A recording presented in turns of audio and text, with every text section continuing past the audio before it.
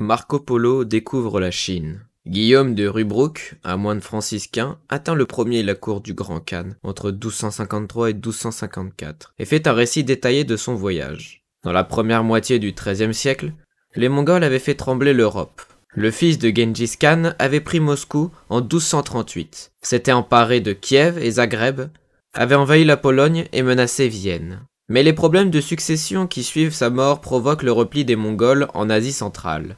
Le risque écarté, l'Occident, alors en pleine croisade, voit dans les hordes des steppes, qui comptent des chrétiens nestoriens, des alliés potentiels contre le monde islamique. Une première mission est confiée en 1244 par le pape Innocent IV, au franciscain Jean de Plain-Carpin et au dominicain Asselin de Crémone, pour exprimer au Grand Khan la désapprobation papale sur les destructions qu'il a commises et l'inviter à rentrer dans le droit chemin. Ce dernier, irrité, répondant en se disant prêt à reconnaître le pape comme son vassal.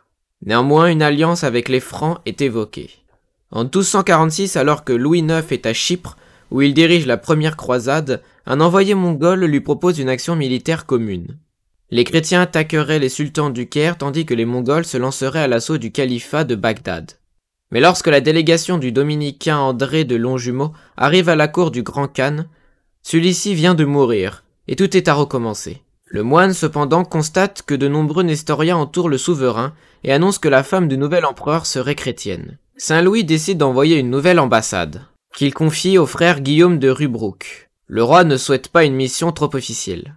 Le franciscain doit conserver de bonnes relations entre les deux cours, rester sur place dans un but d'évangélisation, rapporter tout ce qu'il peut observer et apprendre. Il quitte Constantinople en 1253 et met 3 mois pour parcourir les 3000 km qui doivent le conduire à Karakorum, au nord du désert de Gobi, là où réside le Khan Mongku. Le 3 janvier 1254, le voilà enfin devant le petit-fils de Gengis Khan.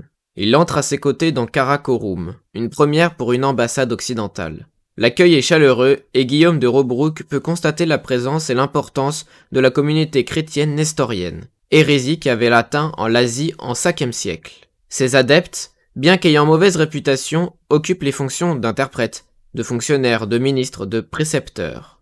Le Grand Khan organise une controverse entre musulmans, bouddhistes et chrétiens au cours de laquelle le franciscain voit tous ses rêves d'évangélisation s'évanouir. L'ambassade est un échec. Les Mongols ne seront pas convertis, pas plus qu'ils ne s'allieront aux Francs. Guillaume de Rubruck reprend le chemin du retour en 1255 et, ne pouvant rejoindre Saint-Louis, lui envoie le récit de son voyage. Il précède de 40 ans l'arrivée de Marco Polo. Donc merci de m'avoir écouté.